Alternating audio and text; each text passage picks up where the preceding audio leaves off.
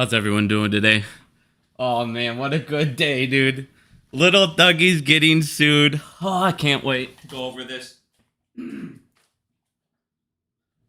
Peter Hahn's gonna join me in about like 25 minutes here. I just wanted to go over some things before I invited him on here. But I'm excited. I hope everyone's excited about this lawsuit here. We're gonna break it down. I'm gonna show you how Doug is so stupid. He admits guilt, but then I'll show you his defense, which is it's not gonna win. I can't wait to see this shit. But for once, you guys, it's not an acceptance waiver and consent. This is the greatest news we could have had. No acceptance waiver and consent. This is going to court, lawsuits, all sorts of good stuff here. So, one of the things we have been waiting for is for Dougie to get his meds, and looks like he's about to, so... yeah, exactly, we knew somebody was gonna get thrown under the bus, and, hopefully it is Dougie Fresh, the guy that's been talking shit. I got a whole bunch of other stuff for Dougie Fresh here I'm gonna put out in a little bit. Dougie, it's not over for you yet, buddy. Oh, man, I found some stuff for little Dougie Fresh here. We'll get into that later, though. But let's go ahead. I'm gonna wait one more minute, let a couple more people jump in here, and then we'll start. But yeah, we already broke 2.4 billion at the box office. Let's go. We know about little over 2.6. They're gonna be profitable. So we want to get to about 2.8 billion is still our goal. 2.86 billion is our goal. If we get about there, we should be about 80 million% profitable. Maybe more, depending on what they changed on the cash burn compared to last quarter. So 2.8 is still our goal. On top of that, the money's out. You guys, let's fucking smash this movie. I can't stress more in my entire life a movie. I don't give a fuck if you own GME, BBY. It does not matter what stock you own. We all know what's going on in the market corruption right now. And the big way to say fuck you is to go see this movie and have this break all sorts of box office records. This is our chance to say fuck you to these guys. I'm telling you right now. Ken Griffin's already trying to get this. He's already trying to get all this stuff taken down. He hates it. He says it doesn't portray accurate information. He's doing the rich thing because those fucking guys, it's like I was saying in the beginning of this entire movement, you guys. Our number one power, our number one weapon, our number one thing is to get educated and then show the rest of the world what's going on. Not just scream about it on Twitter. Show your buddies. Show them. Have them show their family. Have their family show people they know. Let everybody know what the hell is happening to them. When they go see this movie, be like, dude, it's not just like a movie. Because the thing is, you had a movie like The Big Short. It showed what happened. And tons of people either A, didn't go see it, or B, when they saw it, they truly didn't understand what they were watching. We need to make sure when people go and see this dumb money movie, unlike The Big Short at the time, they need to understand what they're watching. They need to understand the back end going on and why this fucking evil man, Ken Griffin's trying to get this movie done. Like, this is our moment to say fuck you. I'm telling you, dude. I don't care what you own. This is a big chance to say it. And if we do massive on this movie and we break 3 billion, because I'm not going to say what we can hit on this quarter. We can decide right now by blowing this movie up as well, just how big this quarter can be. But our goal is to hit 2.8. If we hit 2.8, we're all feeling insanely good. But now let's have some fun. We got to make fun of some people. We're going to go right at Dougie now. Let's go right at Dougie. I'm going to break down this lawsuit for you guys. Oh, yeah. Get ready, you guys. This shit's hilarious. So, if you guys haven't heard... Well, before we do that, let's do a little funny thing here. I put this post up. I don't know if you guys remember this picture here, but they couldn't find a high chair for little Gasparino over there. So they had to give him one of those the little booster seats. Look at him in his little booster seat. Even with the booster seat, the guy can still barely see over the fucking table. And then there is the man himself. Good old Dougie Fresh. Oh, man. Now, if you guys have not heard, they're suing them. It's not an acceptance waiver and consent. This is an actual lawsuit. Let's go. Now, before I break this down, actually let's break the lawsuit down. Then I'm gonna show you guys Virtue's response and Doug basically admitting. We'll break it down. I love this shit. This is fucking absolutely hilarious. So I'm not gonna go over the whole thing. I'm just gonna go over a lot of the key parts that were pretty funny and basically tell all. This is the juicy stuff. So if we come down to 14, pretty much what's happened. So for the last 15 months, one of the things we always talk about, which is so fucking ridiculous. I'm sorry, if you are a market maker, the number one rule, they shouldn't even be allowed. There's no point to a market maker. You cannot have a stock market say we are made on supply and we run off supply and demand, but then say you have a market maker to create liquidity when there's too much supply. There's too much demand and not enough supply. No, that means the prices are supposed to go up at that point. That's it. Those prices are supposed to go up. But they don't allow that because then you could have businesses back in the day like Sears be able to raise massive amounts of capital. Toys R Us could have made some capital back. You don't want these guys to have public traded companies that are set, that are at great prices. They need to control it all. These guys are the biggest piles of shits on earth. And they need every fucking penny. And we'll get into all this shit in a little bit here with fucking Peter and stuff. But it's like, dude, the problem is everyone is so fucking blackmailed. They've stolen so much. Trillions. You can't keep fucking hiding it. And then you have to keep stealing. Basically, everything's become a giant Ponzi scheme because everybody's got to keep stealing or doing this or raising this to where they have to keep paying off these guys because they owe this guy money because they borrowed this. And we've already went over the lenders and what I told you with those bankers. All those bankers said, I would rather have credit than cash because cash I can only do one transaction with. I can rehypothecate credit 100 times to 1 and stretch that beyond fucking belief. So stupid. Well, eventually that's going to catch up to you. Well, back to this fucking lawsuit here. So why I went into that is if you are a market maker, you should not be able to have any subsidiary companies. You shouldn't. If you're a market maker, that's it. You have no sub companies. Every fucking thing needs to be on those books. Everything needs to be with that company. Everything needs to be in the United States. Nothing else. You need to fucking regulate. If you're going to be a market maker, you need to be 100% ran out of the United States. Period. Because what they can do is you have something like this. So they ended up creating a backup server, okay? Well, this backup server has live information on it. When I was a programmer, I used to create procedures. We would implement old data, and then you'd have to, make the procedures work. You'd have to do all these things in SQL. If we ever ran out of tables, if you screwed something up, you would log into the backup server for a second. You could go back into your old table. You could pull the table. You could pull all the data out and replace it. And then you would log out of the old backup server. There was no fucking reason to be in there for more than, 2 seconds. You knew what table it was. You knew everywhere. You knew what procedure you needed. These fucking guys created a database and it had live information. Think about that. They had a database that had live information that everybody could access, that we're going to get into here in a second. So many people had access to this information. They ended up, instead of closing it and limiting it down how many people can use it, they ended up increasing the limit of users that could access it at a time. Now, like I told you, when I was a programmer and I needed to access the backup database, I was in there for maybe a minute at a time. Like I said, what procedure you need to grab. It's a quick click, pull. It's super simple. These guys are in there for an average. They're in there all day long. Why are they in there all day long? Why are you accessing a backup database all day long? It should be a boom, boom, boom, but it's not. But what's in this backup database? Everything. All of our trade information. Everything. Let's go to 29 here quick.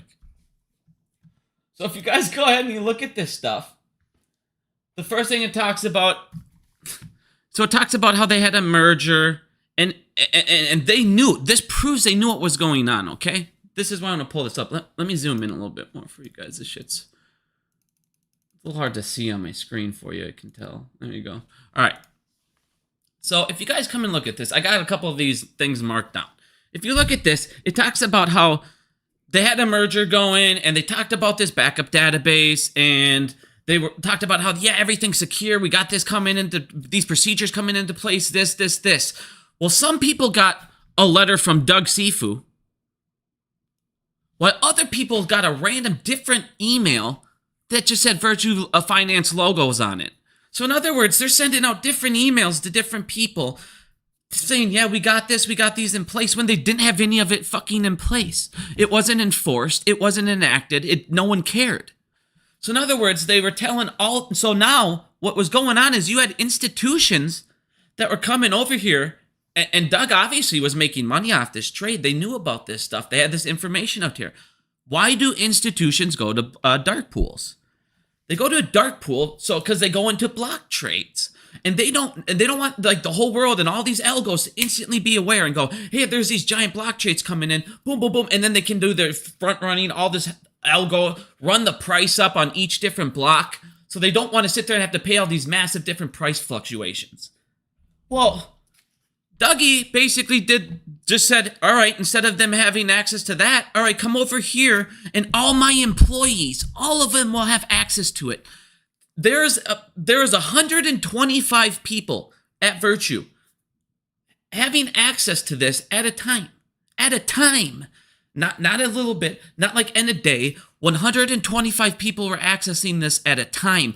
They cut it off at 125. They cut it off at 125. Everybody in the company eventually would have accessed this. Now, if you guys look down here, it gets even funnier.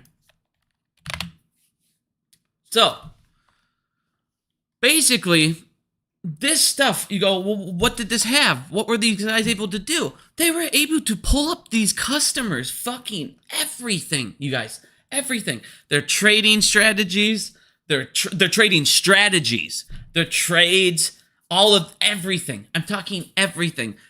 Everything. They were able to pull all this stuff up. Oh, by the way, before I keep going down here. Oh, sorry, it was the 29 one. So back to the emails. Everyone was getting different emails, right? And everybody had different templates and shit, but all of them were signed by the VFI CEO. So they're all signed by this one individual. He sent it all out, and then basically nothing happened. This guy vanished into the thin air. Like I said, it's like these guys, these market makers are so fucking corrupt. They're sitting there and people be like, yeah, they don't have backup books. They have backup books. They have books. They have everything. They have databases, backup databases. They fucking send shit wherever they need to send shit. They write contracts. These guys write it. This is why I make fun of Doug all the time. And this is why Doug's scared of me. Because he knows I'm right about ISDA. These fuckers write ISDA contracts with their subs. They're writing ISDA contracts with their fucking selves. Keep doing your conspiracy stuff. Good one. You can see it all. And then you guys keep getting fucking in trouble for it. These guys were only supposed to have access to this data on the bona fide market maker side, but instead they had access to every single subsidiary of Virtu. Everyone could access it, all of their subs. And then it gets funny because I'm going to show you how scary this password was. Because I can log in, they show you the email login and password, and when one person finds out, he just tells everyone else. So basically, they're making money off all these guys telling them they're not going to, their information's safe while giving access to their employees. Now their employees are able to front run these trades. Now their employees are able to use those chat programs. Do you remember all of those banks that were getting in trouble before because their employees were using all these illegal applications on their cell phones to communicate? This is what they're doing. They're using backup fucking programs. They're communicating with these banks, and they're telling them these fucking companies' trading strategies. Then they're telling them all their trades, and then all their buddies are front running it. And now they're getting paid by these fucking guys to use these chat fucking things. It's insane. And we sat there the whole time. Why can a market maker be anything else? There's conflict of interest that there's no way in hell that only one of these companies can access the database. It turns out all of them can, like we've been saying for 15 months. Oh, you mean right when fucking AMC and all this stuff has been going, the peak of the meme shit, all of this stuff is going fucking crazy. Oh, okay, now we'll have let all of our subs and everybody get in on this bullshit. Like I said, Doug needs to get fucked up here. Fucking tool bagger. Now let's get into some more of the juicy stuff here. So, right here, talks about all the stuff that they went ahead. Doug went ahead and he affirmed these clients, these institutions. This information will only be kept on my bona fide market maker side. It won't be fucking on any of my subs. Turns out he's wrong. He lied about all of that. And their trading strategies, recently executed transaction, all of their other information, client orders for their investors. So the institutions that came in and invested with them, the people that invested with those guys, they were front running their fucking trades too. They knew their information. So suddenly they had access to everything. Everyone in their company. And they're just chat fucking GPing away. Look at all this stuff. Crime. It's fucking crime. Pure crime.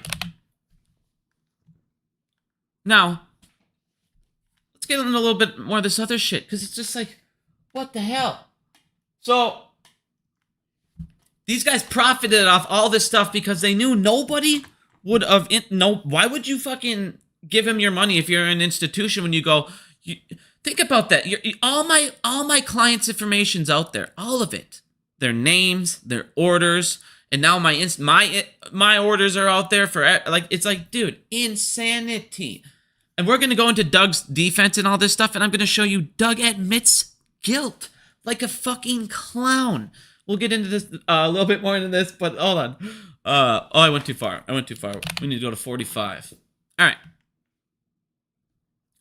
So, when you look into this, this is the password. This is the password and the username. Okay? This is it. FS view only. That was your username and password. And all these people had access to it. Everyone in the company had access to it, basically. FS view only. But don't do it unless you're going to use it for backup purposes only. What? So, you would think... Now, remember this. I want to show you something quick.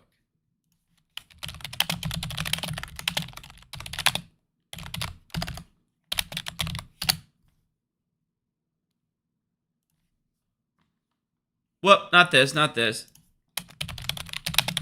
You know what I'm going to show you. Why is this being so retarded? It's like not letting me see it. All of a sudden, here we go. Okay.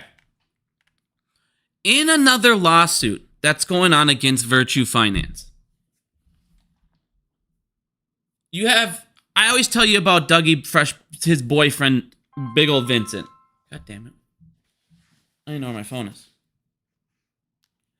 All right, sorry, I'll have to call her back. So in this lawsuit here, they got caught, and these guys went to Doug. They went to Doug and all this, and they told him what was going on. And in the lawsuit, it says that once they told him about this, they told all the board members, look, they said they went to the board members, and instead of the board members, once they were aware of it, instead of fixing it, the board members actually helped Vincent steal from them. And then they took their little payoffs. So if you guys see a pattern here, clearly they have no problem allowing all this illegal shit going on. They have no problem with it going on. They have no problem with people, when they find out about it, they go, nope. Now listen to how funny this is. They won't give these guys the information that they need. Basically, Virtue's telling them, nope, I'm not going to give you the books. Nope. Now remember that, okay? There's a really familiar pattern that's happening here, okay? So remember that. Now, when you come back over here, all of these people had access to this password. So instead of limiting it and going, hey, we only need 5 people at a time, it's for backup purposes only, correct? Well, if that's the case, you only need a certain amount at a time. Instead of limiting it, they raised the number because there were 75 people hitting the limit all the time. So then they raised it to 125. Because there was too many people accessing it at a time and not logging off.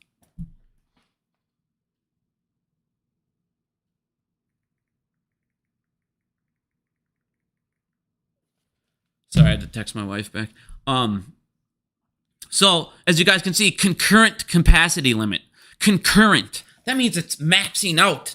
It's never not maxing. There's always 75. Well, now there's always 125. And instead of maxing it again, this is when they basically got caught. So they were going to max it probably again because, again, it was hitting the 125 max again. Now, I want you guys to listen to this. Okay? I want you guys to... I'm not going to go into all of this. This is Doug Sifu's response. I'm not going to read this entire paragraph. Fucking book right here. I'm going to post this here in chat for a second. Hold on 1 second here. Let me just make sure this is okay. Alright. Now, I'm going to post this link here. Here's his response. Here's the lawsuit, if people want to look more into this lawsuit. It's actually fucking hilarious. Now, if you guys look over here, what he ends up saying is, yeah, this is all true, but in the end of the day, they're saying the SEC can't prove that people were logged in because there's no login IDs and dates and blah, blah, blah, and blah, right? So this is what it says. This is why they're basically suing them. They're like, okay, you didn't even put tracking logins in place? So you don't know if a person, what time they log in, what time they log out. They don't have a user ID. They don't have anything. There's no computer ID, nothing.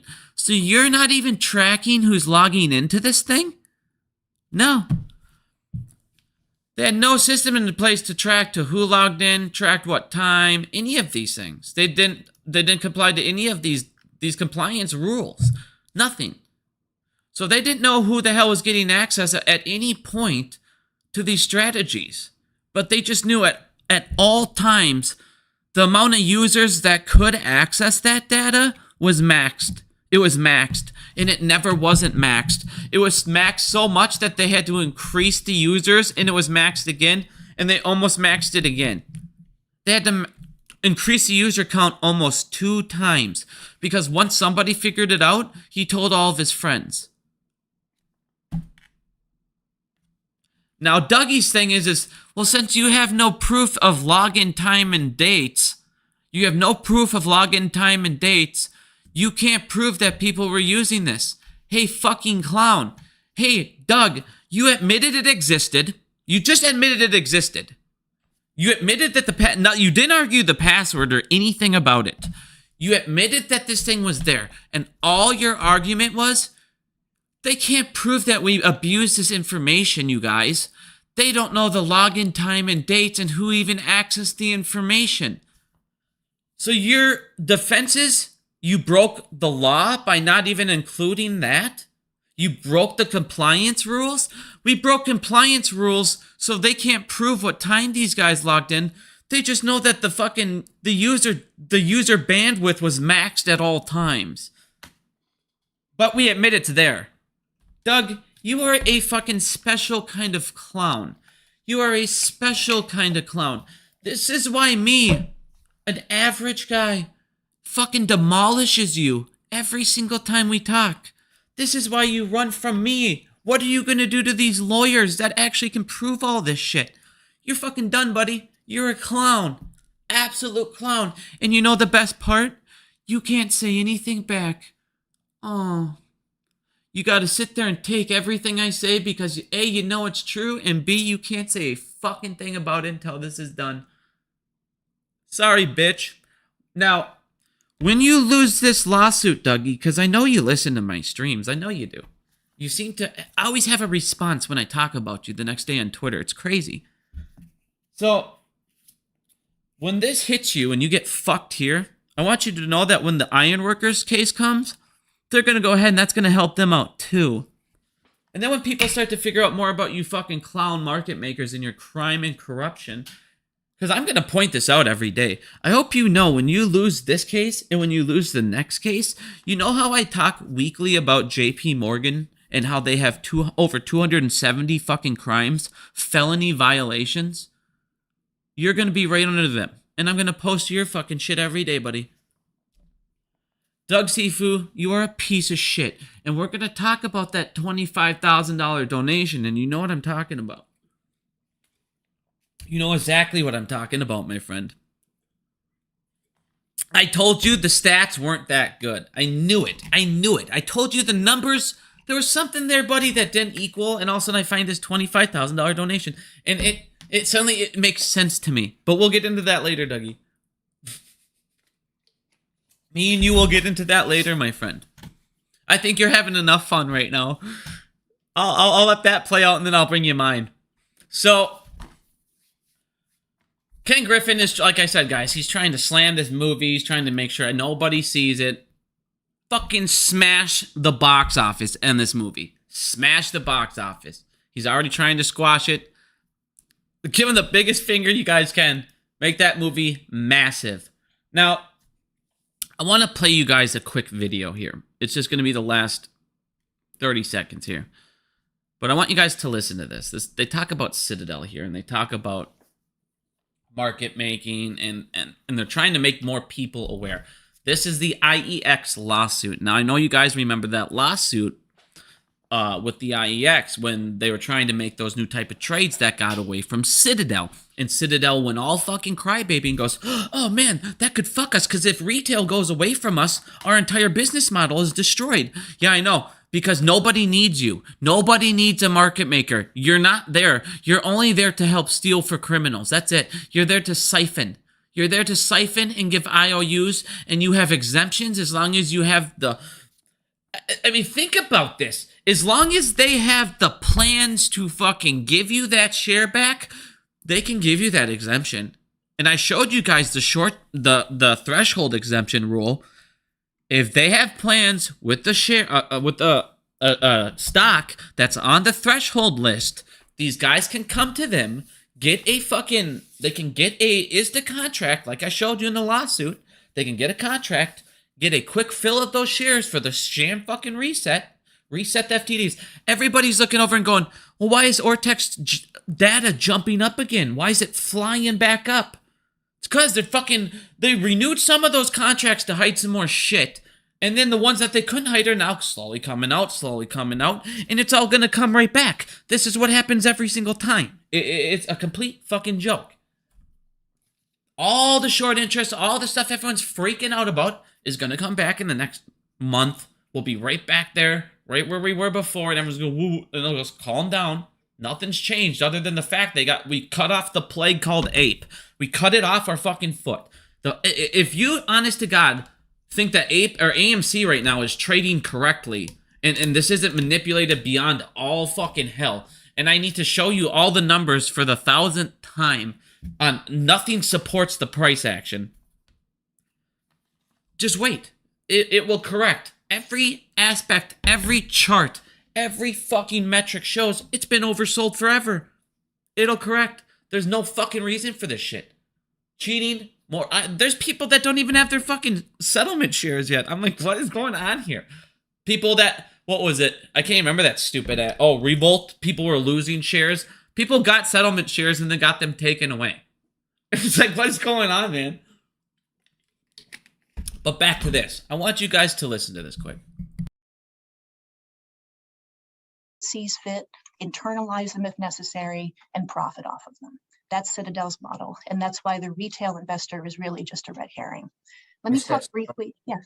Just to make sure I understood what you just said, are you saying that when Citadel says that 40% of its trades on IEX are on behalf of retail customers, that in fact those trades could be using latency arbitrage tactics? 100% true. Now, this entire court case, what they talk about is how exactly what Citadel does. I mean, think about this. You're not going to spend all of this money to take retail's trades unless you know you're going to profit off it. So even on the blink of an eye, she talks about how By the time I blinked, from the moment it took you to blink, they already executed millions of trades. So many trades you don't even understand how many were executed before I even snapped my finger. These guys trade at so fast and they short so fucking fast that they always can. The second you fill it, before they even do anything, they will short it fucking down. It's all algorithms. I mean, think about that. All an algorithm does is react off retail's orders. It reacts off what it's told to react. It's told to legitimately act off every one of retail's orders and just siphon them away. That's what it's programmed to do. Siphon and make a spread and let us profit off of a spread of every fucking trade. And whatever we need to do to any stock at that moment, do it. Lower it, because now we need to fill these other ones over here. We'll lower these ones quick to pay for that's all algorithms do. They should be fucking banned. They should be illegal from the market. There's no fucking reason that you need these algorithms and they need to boost their speed. I showed you guys, look what they did. They developed satellites, placed them strategically on roofs, so they have even a more of a fraction of a nanosecond. Why would you do that? Only because you're arbitrage trading all fucking day. That's all you're doing. You're front running and arbitraging everything. Everything. That is what a market maker does. They tell you them providing liquidity is giving you a market maker exemption because they go, hey, I have the plans of filling this order. Let me hit my exemption. If I don't have the shares, let me hit my exemption. If it's more profitable for me at this 1 millisecond, let me use an internalizer. If I can't do that, let me use an ATS. Let me use whatever the fuck I need to do, wherever I need it, to pretend that it's there. And if I don't, I'll go ahead and use my T+2 rules, my T+35s, whatever I gotta use to fucking wait until I can lower that at a different point. Most of the time that these squeezes happen, this happens, is when retail can just suddenly throw the algo off, smack it off. And also you see these bumps. And I'm not talking about, well, no, now you're saying that we can't do anything with AMC. No, that's not what I'm talking about. AMC has been beyond manipulated for 3 fucking years at this point. It's to the point where it's like, okay, AMC has been so fucked, I don't even know how there's no way that they cannot squeeze AMC at some point. Because what if they don't? Like I've said at this point, you want to talk about throwing people over the edge and actually having a revolution? Go ahead and keep killing all of retail off. Keep knowing that they own all of these fucking 90%. You guys show on all these ownership. Retail owns like 80, 90%, okay? And then we got this and this and this. But these same these other theater chains that we own 120% of, they're always perfect. They never go down, or we always seem to hold them wherever we want. It's a fucking joke. We know institutions run everything, and so do algos. We do not push it, and that's exactly what she's telling this judge.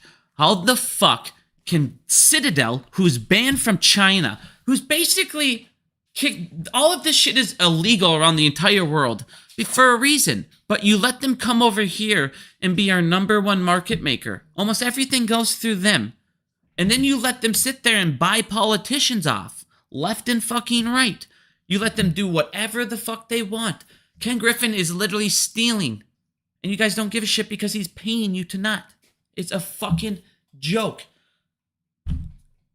Everybody sits here and they talk about Citadel, $65 billion in securities sold, not yet purchased. Who gives a shit? Have you checked out Goldman Sachs? They're at $225 billion.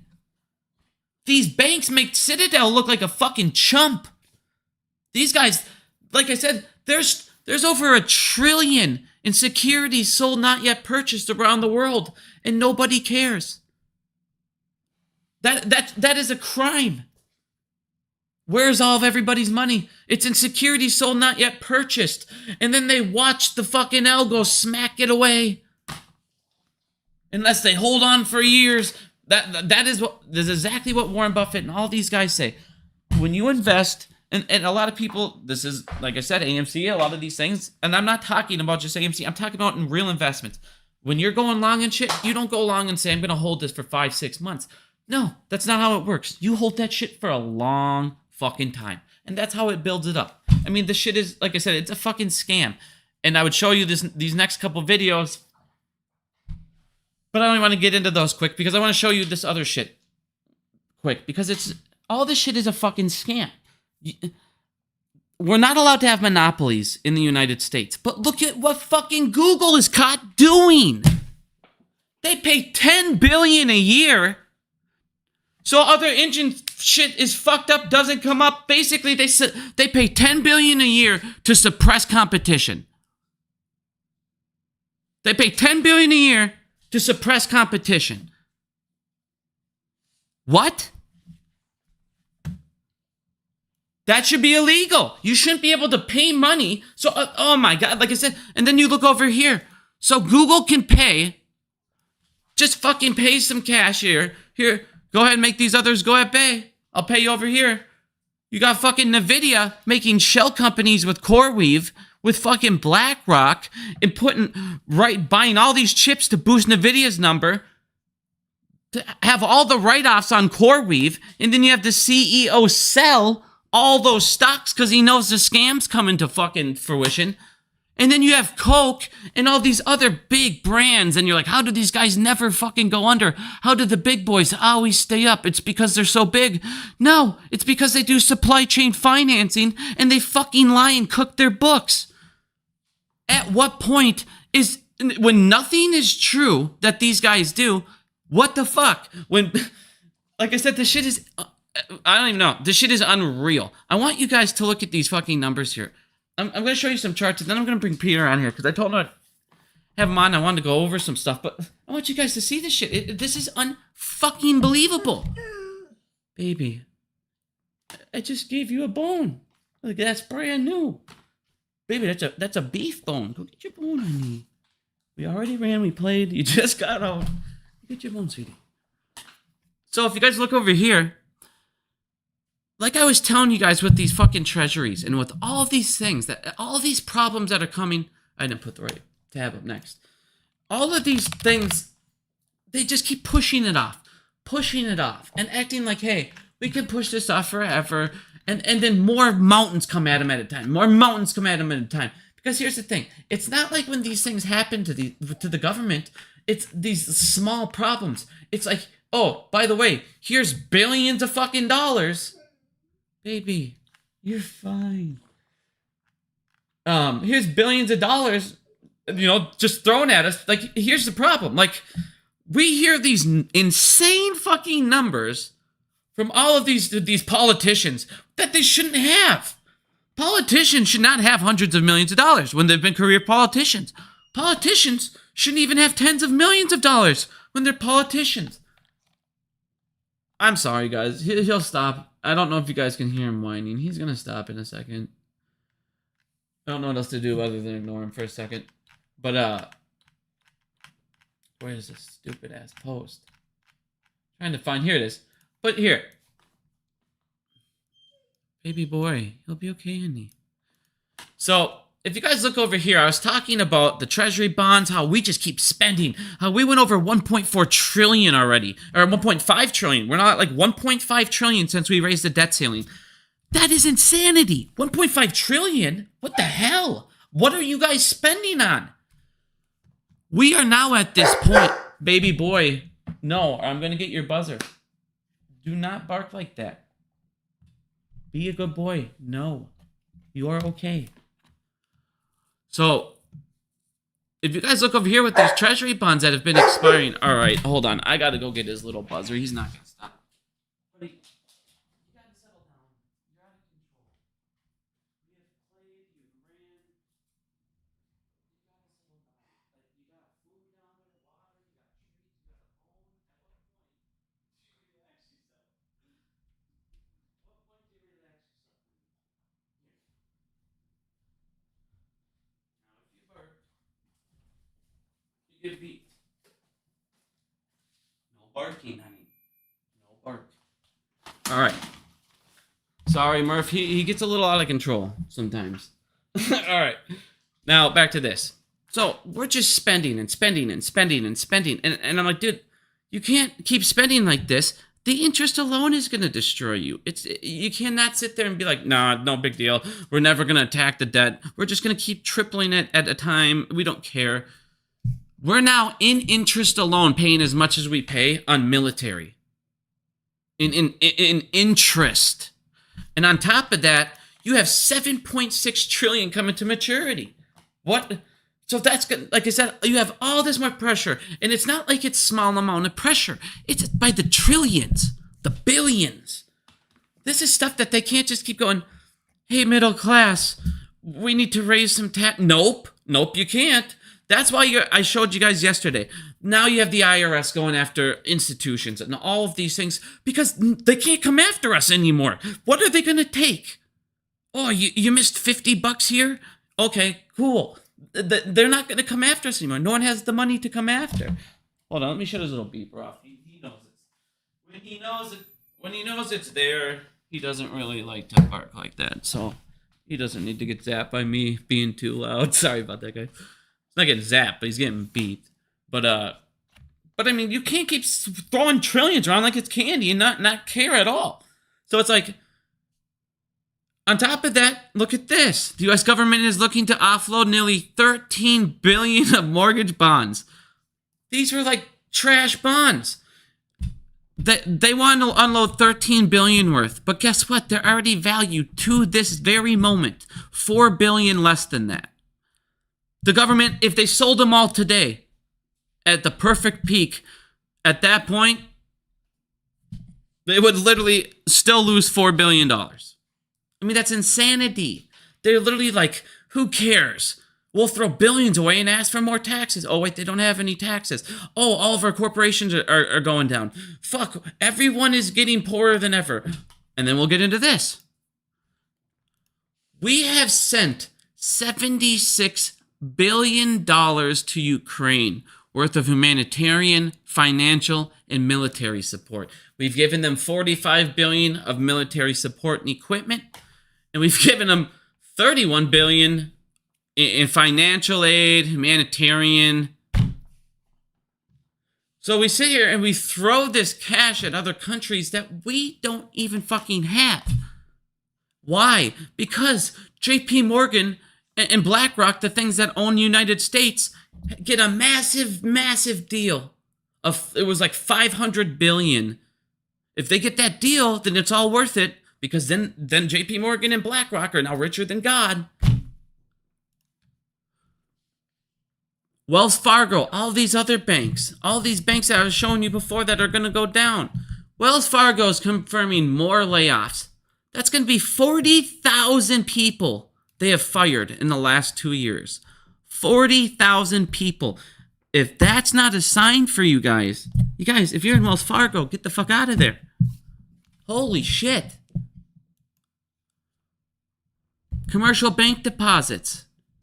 They're dropping by 71 billion. If this was 2008, like I said, we're literally hitting every week 2008 level. Fucking crash. But nothing's happening. I don't even know how they're propping it up. I don't think the plunge protection team can do this. Just their fucking algos. Like I said, what is going on is in fucking sanity, and they're just continuously trying to sweep it under the rug. But in every single fucking sector, you can't. Look at this. The average house price right now went up another 19% since the start of the year, and they expect it to go up more next year. It's already at $2,605 a month. $2,600 a month is your average house. We haven't seen these median levels only 2 times in history, 2008 and 1970.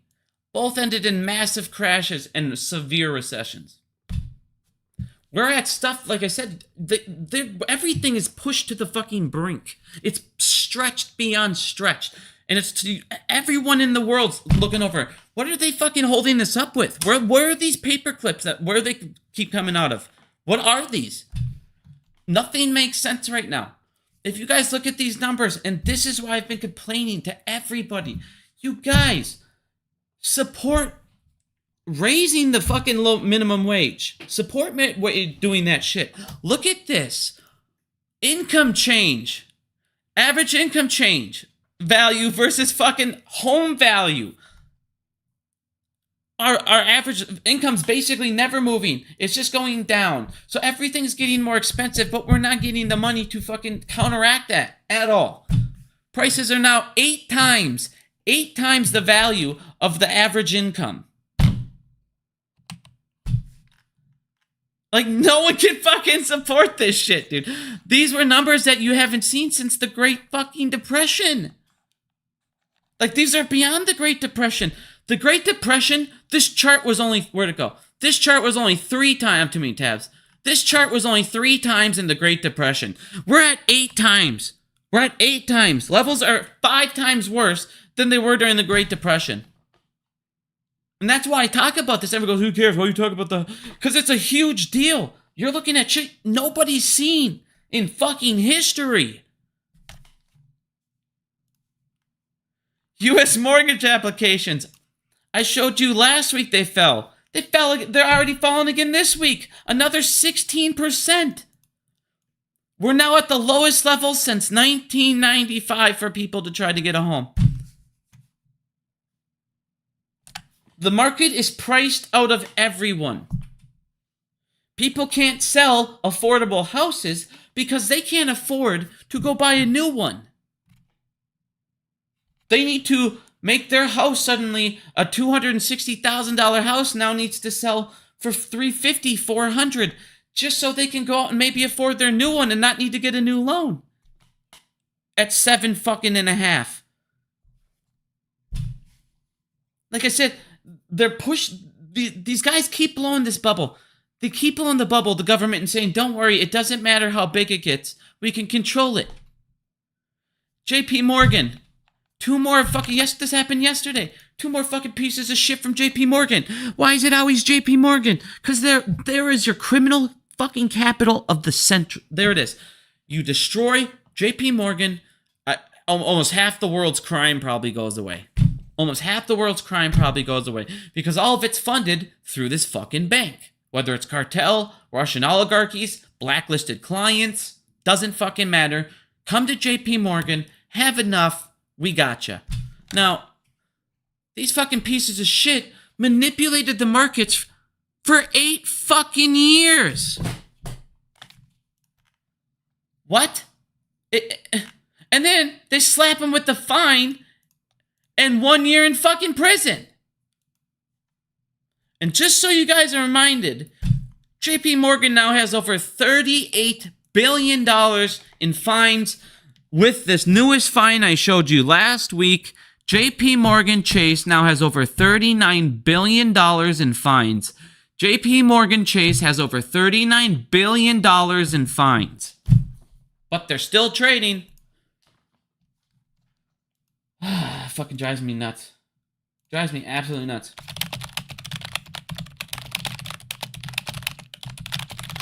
Let me see if Peter's ready, because I was supposed to let him know like 20 minutes ago. But I want you guys to even look at this shit. New York, this was all over the little bit ago. You got fucking the CIA paying off other people. This is my point. It's like every fucking thing, everything is just bribes. Illegal and bribes. Illegal and bribes. That's it. But did you notice the pattern here? They didn't want to give up their information over here. And then they go over to fucking the SEC. They don't have the information to provide because they don't log the correct information. And then they go over to the SEC and say, you guys don't have accurate information. You don't have accurate information because you didn't have log dates and times. Well, yeah, how can they get log dates and times if you fucking losers don't give it when you guys don't track it in your own system? Oh, Dougie Fresh is a criminal. I've been telling everyone this forever because he's a piece of trash. And eventually we got to get Dougie under this. We got to get these guys fucking sued. I'm going to start looking into maybe what can we... I might talk to somebody. talk to Unks, see what we can do also about suing these guys. Maybe a broker. See if we can sue these brokers for selling shares that they don't own. But I don't know if we'd be able to get access to that. I think we should be able to. If we need to go down that route ever. But I mean, fuck. Peter's coming in here in a second. Let me jump over to Discord. We're going to do Discord this time again because I don't really want that distortness in the sound volume here.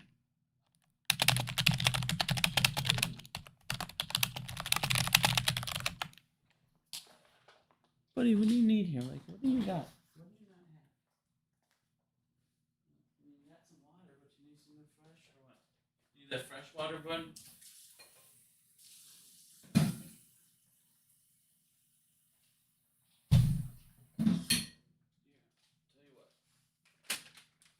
Chewing a little puppy kebab here. Chewing this kebab and have a chill pill, little man. Alright. Let's see if I can see Peter. Alright, Peter's about to jump in. Everybody, if you're listening, go take like a 1-minute smoke break or something quick. He'll be in here in a second. I'm going to do the same.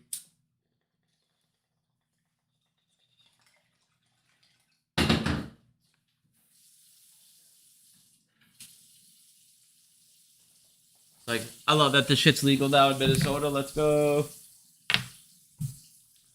Alright. On your channel. Let's see.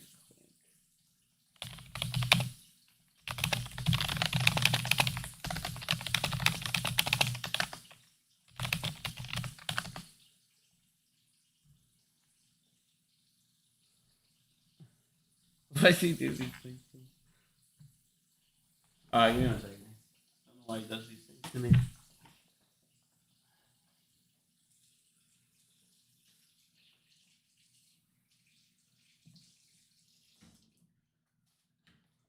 Puppy, we're taking a little intervention here. Alright, why? There he is. Alright. 1 second here. There we go. Peter, can you hear me? I can hear you. Good. 1 second, let me turn you down here a little bit. Perfect. You want to talk one more time? Yeah, testing. There we go. How are you doing? How's the leg doing? It's coming along. I've been going for treatment for about a month, and I was fine, and then all of a sudden the nurse was freaking out. It's like, oh, you look infected. And yeah, sure enough, I had to go to the hospital last week for, I don't know what that's like in the U.S. I had to spend 10 hours waiting to get admitted to do a simple swab test. And then, oh, you're infected. And so, yeah, I'm on antibiotics for the last week and a bit. And it's, I don't know, people don't have allergic reactions, or some people do. But for me, it's like, yeah, just puts, gets these random, like, oh my God, I feel so tired. So, it's like, can't do anything for half an hour. And then, oh, I feel fine again. So, yeah, it's just weird. Yeah, antibiotics do that, though, man. That's how they're working. They're working, though. Yeah. So, I mean, the main thing is I can almost walk normally, which is nice. I just can't, I used to go for like 2-hour walks to burn off stress and stuff. I can do about half an hour, and then I got, I got to get home. Excuse language. But, yeah, it's just aggravating. But, could have been a lot worse, so. Well, glad to hear you're doing a little better. So, did you see? We have to start off with Dougie Fresh. Did you see about the news with Dougie? Yeah, like, you were off for working yesterday, and the news came out. A lot of people were jumping up and getting excited about it. I saw the news. I posted, hey, it's like, had an altercation with Dougie a few months ago. I wasn't all too impressed by him. He's not the big bad wolf I thought he was. He seemed kind of stupid, and and I pointed out he's currently being sued by some investors. He's not being sued; the company's being sued. And then pointed out the SEC is investigating them for, a bunch of stuff. But basically, yeah, like not adhering to regulations. It's not finable. It's a civil case here. It's like, yeah, it's not a criminal case. But yeah, I saw it, so I posted it, and I didn't even tag Doug, and he apparently responded right away. It's like, you know, so we're on his radar, but you know, whether that's, you know, I just, he made his typical nonsensical, oh, you know, thanks for your AMC post. It's like, yeah, right. You know, the guy gaslights so badly that I can't take anything he says with a grain of salt. So it's just like, whatever, dude. You know, I don't expect anything from you. You know, you know, you've been bashing him. I mean, he won't respond to anything with any kind of modicum of honesty, right? So you can't expect anything from him. Yeah, I just thought it was funny because, like, you know, I actually, when you break it down and read everything, there's like, it's exactly what we've always said was going to be the conflict of interest with the market maker. You know, the fact that I mean, first of all, if I was an institution at this point, I would never want to go with them again. But it's like the fact that anybody in any of their subs could get into this thing, they all had the same password. They had to raise the amount of users that could use it because so many people were in it at a time. I mean, obviously, what I'm thinking is, you know, they use the information, obviously, to use it with their subs, do some front running there. But I believe that most of their employees probably used it as well and did like chat, because why would you have 125 users in there at a time? Oh yeah, you just exactly. I mean, and it's like, yeah, one guy takes the data and then shares it with all his friends on a different platform. I'm sure it's like, but yeah, like the thing that got me the most, and you know, props to Dave Lawyer for actually pointing this out. It's you know, the defense was, well, you know, we didn't have any kind of monitoring system, so you can't prove that people were using it. It's like, are you kidding me? That just shows you're sloppy as hell, or you didn't put in a monitoring system because you didn't want to be tracked. But I mean, as you said, the number of users went from like 2 to 125. It's like, yeah, someone's accessing this data on a regular basis. And it was concurrent users. It wasn't just a little bit. They said it was concurrent users. The only thing is they couldn't track what time they logged in and when they logged out. But if it's concurrent, that means they're not logging out at all. Yeah. And I mean, as you said, the more serious part about it is, and again, Dave pointed this out, this is not just a trivial thing. It's like this stuff is violation of conflict of interest, you know, front running. I mean, the scope for front running here is huge. So I mean, as we were sort of just saying beforehand, it's like there's so much going on now, it's insane. But this thing just dropped on our laps yesterday, and then something, oh, this has been a long time coming. Well, okay, if it's been from between 2014 and 2019 or whatever the time period was, 2017, the fact is it just came at this particular moment is interesting. And of course, you know, Doug is ranting about, oh, it's politically motivated, and you know what, it could be. It very well could be politically motivated because the Republicans are trying to get Gensler out, and you know, you know, I don't know. I guess Sifu is Republican. But you know, yeah, like there could be some political motivation here. But the fact is that Doug, your firm is not adhering to regulations. You're being sued for you know, by some of your investors for basically stealing 2/3 of the profits. You know, not distributing the profits correctly, and you know, your share price has been lagging. And yeah, the SEC has apparently the inability to do a lot, but what you know, when they want to save up their cookies or you know, their coins buy a cookie, well, they're buying going after you. So you know, and this is a politically motivated thing because we're going into elections, and the thing that's troubled me about the SEC and the lack of action, it's like, you know, Gensler, if Biden's trying to be the man of the people and the Democrats are like the party of the people, well, you haven't been doing anything to reinforce that notion. You know, there has been no big profile scalps. You know, that's why I always thought that they were going to go after Kenny. It's like, you know, Kenny's an equal opportunity donator apparently, but you know, mostly Republican. That's what he's known for. So I thought they were going to go after Ken. And then that's sort of like, okay, let's get realistic. Apparently Ken's too big and he spends too much money. But yeah, like, you know, Sifu, Virtu, why not? It's you call it low-hanging fruit. I mean, it's just they do the exact same thing that Citadel does. They pretty much copy Citadel's business model. So yeah, Doug, I don't know why he's being so cocky. And I said, I don't expect him to be online much. And it's like, oh, don't be so sure. It's like, well, hi, Doug, but yeah, like, what the hell are you doing?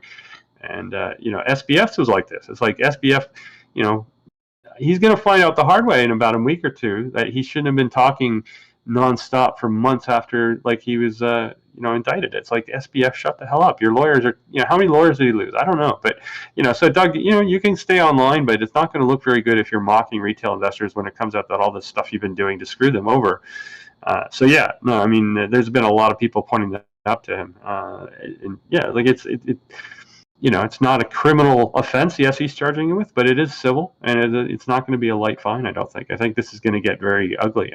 And Doug is going on saying, "Yeah, we're prepared for war." It's like, yeah, I don't think Gary would have done this if he wasn't prepared for war either. I mean, I'm not singing Gary's praises by any means, but I have certain expectations, and this is being handled by Grewal or whatever his enforcement guru. So we'll see. Yeah, hopefully they throw the book at him. I love that. Yeah, But exactly. one thing I want to talk about here, though, like first thing I want to get into here was like the debt with the treasuries and the rates and everything. And you're gonna have 7.6 trillion now maturing over in the next year. What do you see coming here in the United States? Because we're now spending more on interest than we are on military. No, and we've had previous calls where I've pointed this stuff out. It's like the problem with the Fed raising rates is when you're increasing, like, they pay. Oh, it's just like what Volcker did in the 70s. Well, what the U.S. federal debt was a lot smaller back in the 70s, significantly smaller. So the scope for to do a shock and awe interest rate campaign is not there. So I've been saying this. The more times the Fed hikes, this is going to be dangerous. Now, as you pointed out, the thing is, it's not an instantaneous effect. It's when you have debt rolling over, then you have to issue it at higher rates, and eventually you start having a larger component of your debt, treasury debt, at higher rates, and that's what's starting to happen. The Fed didn't really start aggressive hiking until July last year. They did a few 25s before that. So the big rate hikes have only been in effect for about 12 to 9 months, and so you only had short-term debt basically maturing. Now, the Fed in general, when they try and issue treasury debt, they always recommend having a very dispersed pattern, but it was been front loaded into the bond market side, right, not the treasury side. So they were basically trying to, all the quantitative easing, it was all about we'll issue long bonds and then we'll buy the long bonds, and that'll suppress the cost of the long-term part of the curve. So they were issuing in 2, 5, and 10, 30 years. They weren't issuing in 6 to 12 months as much. So there hasn't been a lot of treasury issuance until recently.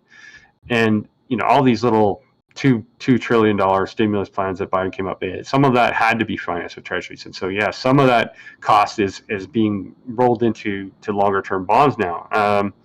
So yeah, like the cost to the government of financing this debt is finally to start to impact and doing what we all knew was going to happen. It's like, yeah, if you're paying 50% of your budget in debt servicing, that doesn't leave money for military, that doesn't leave money for Social Security, that doesn't leave money for pensions. Like they have pension obligations for government employees, and they were basically not paying those while we had the debt ceiling crisis going on. That went on for several months, so they're behind and debt servicing, for pension obligations. And now we're going to come up to another budget crisis where, it's just such a mess. So anyway, yeah, like they're going to get more and more trapped. The more debt that comes due, it's going to be rolled over at a much higher rate. And what are they going to do? We'll have to issue short term because we don't get locked into longer term rates. But the curve's inverted. It's starting to de-invert, but it's still elevated. So the short-term rates are very high. So even if you're only not committing to 30 years of paying 6 or 7%, you're still locking in a 6% rate, which was before was a 2% rate. So your interest servicing costs are going to go up regardless. And the only idea is like, well, if the economy is going to go to a soft landing, ideally, then yeah, the Fed can back off and start reducing rates in 2024, and that means that if you issued 1-year treasuries, then that's only a temporary hit to your debt servicing costs because you'll be able to reissue this debt at a lower rate in a year. But that's wishful thinking, because I honestly, this is the problem with this topic. It could go on forever. I did a short post today about this, and the problem is like the Fed is committed to an inflation target of around say 3%, and Canada's like 1 to 3% with a midpoint of 2, and so the Fed has technically got a midpoint of 2 as well, but like they're talking about wanting to maybe go to 3. So anyway, we're sitting at 3.2, and then it just jumped to 3.7 today, and yeah, so like that doesn't leave a lot of scope for the Fed to start cutting rates immediately. And the question is, well, is this inflation staying here, or is it going to come back down again? I mean, when people point to, oh, it's gasoline prices, crude back up, Saudi Arabia screwing us over. Again, it's a topic I could go into hours on that. But the fact is that it's not just short-term price influences from energy, and there's a bigger issue at hand here, and not a lot of people are getting it. So the bigger problem in the world is population demographics, and I've talked about this before. There's the guy named Peter Zahan all over the YouTube about it. A lot of the industrialized countries have population pyramids that are inverting. There's too many people on the top end that are going to grow old and die, not enough people working. So that's deflationary. But in the meantime, we're still in this odd period where there is inflationary pressures, and the main thing is the U.S. is staving off. U.S. has a higher population birth rate than most of the industrialized countries anyway, but the addition is of immigration. You have all these people flooding in from wherever in South America. They're coming across the border, and the Biden administration has let the doors open on the wall. There's like, how many billions they spent on the wall and not being used at all. So anyway, now you hear stories about, Central Park being cramped over, and New York City can't afford any more immigrants. And yeah, so the point is, all these people, whether it's documented or undocumented, it's huge immigration numbers, and they need food, they need shelter, they need clothes. That's a service economy. That's like, okay, well, we need to pay people to service that. You need people to cook food for them. So that's inflationary, because there's not enough people that provide all that. So you got to bid up the prices. And I mean, yeah, like you're hearing stories about McDonald's workers in California getting $20 an hour now. So this is all inflationary. And so if you have these price pressures coming from immigration, which is going on nonstop here, there's no plan to stop it. And in fact, in Canada, the government seems to be encouraging it, because like we have, again, a demographic problem where we won't have enough people to replace the people that are retiring or dying. So Canada had 1 million people immigrate last year, in a population of only 30 million to begin with. That's a huge increase in the base. So again, Canada's having inflationary issues. We just had 40,000 jobs created. That should have knocked the unemployment rate down. It didn't. The employment rate stays the same because there's so many new people coming in, the workforce is getting bigger. And that's, again, inflationary. You've got like so much people demanding stuff, and everyone needs a house, everyone needs a car, everyone needs to eat. So yeah, that's an inflationary pressure. So how is the Fed going to cut rates if we have this constant stream of inflationary pressure on the services side from all these new people walking the country? And so yeah, the other side of that is, well, weren't we expecting a crash? Like, equity markets were overinflated.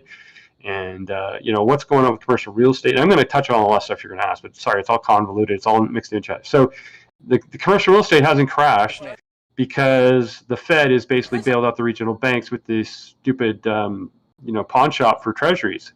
So they can park their 50% loss on their treasuries at the pawn shop and get 100% collateral.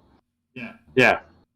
And so these regional banks all of a sudden have liquidity, and so now they're saying to their clients that normally they would have foreclosed on, saying we need to cut our losses and get this money as much as we can. They're saying, oh, okay, you owe us like 12 months, but if you only pay us 2 months, we'll restructure the whole debt deal.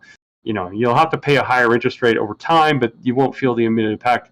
And so yeah, you're getting all this commercial real estate that the hits haven't been felt yet because they've all been restructured. I mean, I don't know the exact number, but I'm seeing like 80% of commercial real estate deals are technically not in compliance with their original contracts, but the banks are rejigging stuff. In Canada, same thing. It's like going, what the hell's going on? Real estate, why is it so bid? People should be selling. And it's like, no, they're not, because the amortization periods of a 30-year mortgage are suddenly 50 or 60 years because they're not having to increase their payments. The bank is saying, okay, well, we'll give you a little bit of a window of flexibility here because we think the bank has got to stop hiking, and eventually the bank will cut, and so your mortgage payments will go down, and so therefore you'll get back into your standard amortization. Well, again, it's Canada's got 1 million people coming in, and the Liberal government seems to want to bring in another 1 million people this year. It's like it's going to be inflationary. Bank of Canada may not be hiking anymore. They paused at the last meeting, but it's still they're hawkish. And so, yeah, like you're going to have this situation where you're just putting off the inevitable. You're putting off the pain. So until the natural forces of the market is not your friend. The market, natural forces of price and demand and discovery rely on inflationary periods being met with higher interest rates, which causes a recession. which causes people to be laid off, which causes pain.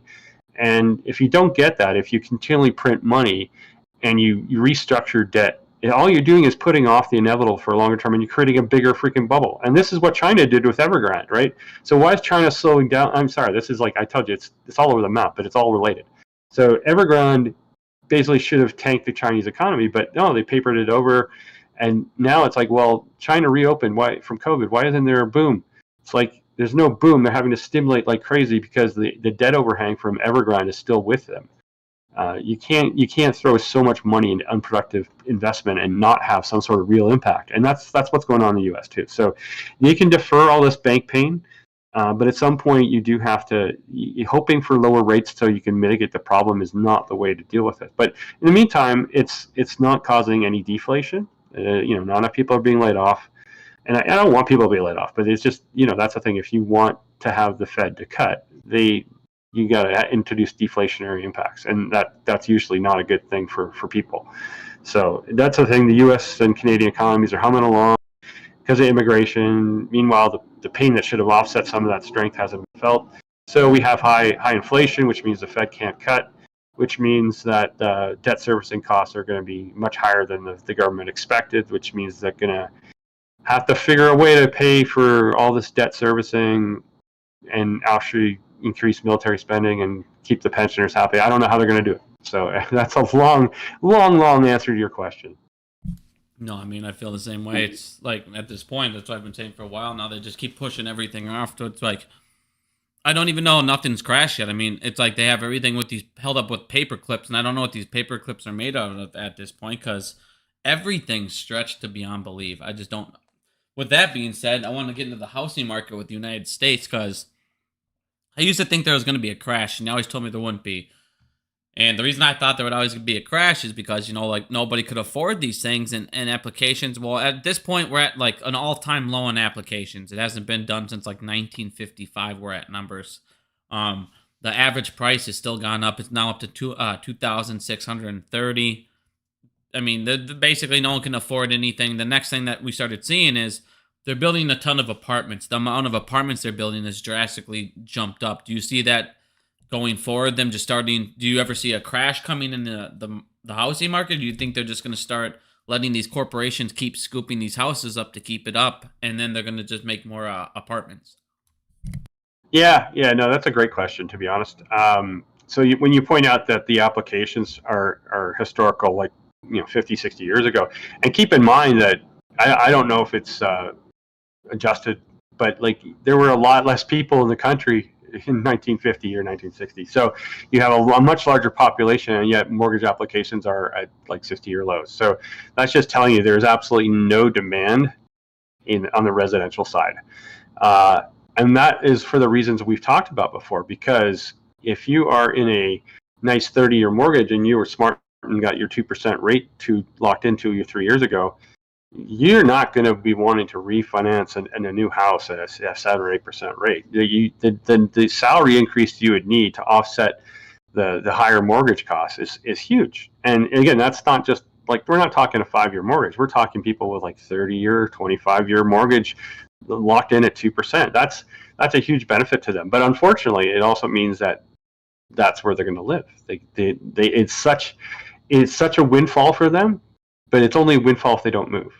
And so they won't move. They won't be buying a new house.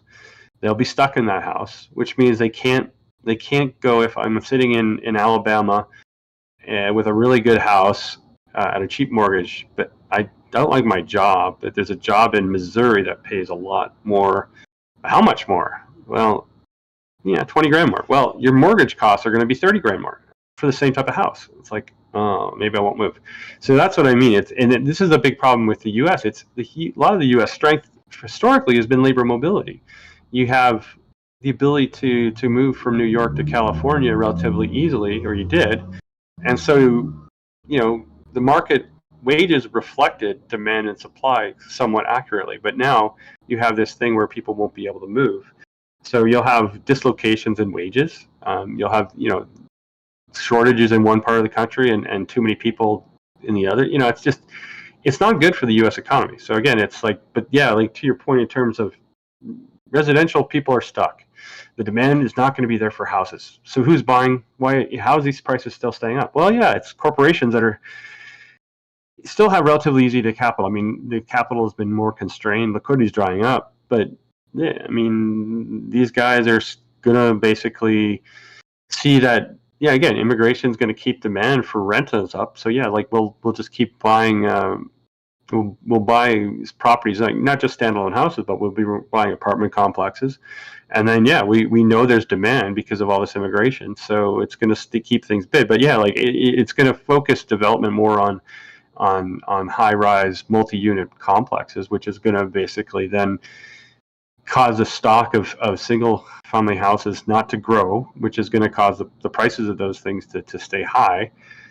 So if you want to buy a detached house in the U.S., it's going to get harder and harder because unless mortgage rates collapse, which they probably won't because the Fed can't cut, you're basically going to be not able to buy a house. The prices will be too high, and you can't get a decent price mortgage. So unless everyone's salary goes up dramatically, but of course that's inflationary. So there's no good solution here unless all of a sudden AI makes everyone super productive and they can justify paying everyone more, or AI takes over and everyone gets like a very high basic income and everyone can afford a big house. But that's not going to happen. So yeah, your idea that people are going to be forced to rent, I think that's where, if I had to guess, that's where Klaus Schwab and the elites want people to be. It's like, yeah, you're going to be stuck renting, and Blackstone and BlackRock are going to be laughing at you, and they'll be your landlord. And I'm not very pleased about that thought, but that seems the way things are going. So if you have a nice house right now, like I said, I look at the situation, and I've got a house. I won't go too much of my personal background, but yeah, like I'm saving the house for my daughter. I want my kid to have a house when she grows up, and that's a form of an asset for her, but also just not to go through the struggle of trying to save up for a house when mortgage costs are so high. So I think that's the problem. Is like you've got a nice house, you're not going to want to sell it for cheap. So no, and I agree. And like, and the problem. Yeah. Oh, am I cutting you off here? No, that's good. I'm fine. Sorry, I keep cutting out on my end for some reason. But yeah, like you said, the problem also it's like if you had bought a house earlier, you need to sell it for another 100,000, 200,000 more than it is worth, and at that point, that's going to keep the prices just as high. So I don't ever see what factor is going to end up taking this housing market down anymore at this point. Yeah, and that's just it. It's like you really need rates to go back down to 2%, and that's not going to happen. Not when inflation's like this is. So yeah, like the only thing that could happen, as I said, for one, demographics might finally, like China. Again, Peter Zahan, I don't know if he's that smart, but he has good points about China, and I have severe issues with like China's data, and if it's quite possible they're already. There was talk of, China's going to surpass the U.S. as the world's greatest economy. It's not clear that is even possible now, and the issues about their population demographics and whether that's going to cause in 5 years that China's economy is going to implode.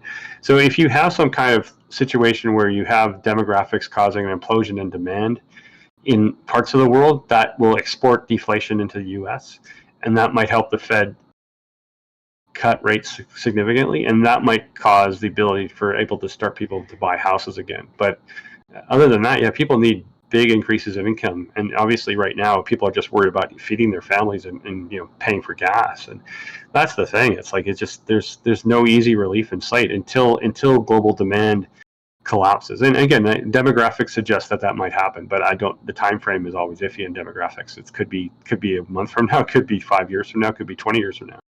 So yeah, it's gonna be insane around here, in the next couple of months, just to see what we're at here. I just don't, and that's the problem. Like, I feel like these corporations, they're just gaining more and more and more power because now they're going to control the housing market, and then that just opens up a can of worms. Like, we should have had a cap on things like that to how much these guys can actually own when it comes to single family units and things like that. Otherwise, there's no way this will ever collapse. And like you said, unless the Feds just magically cut rates.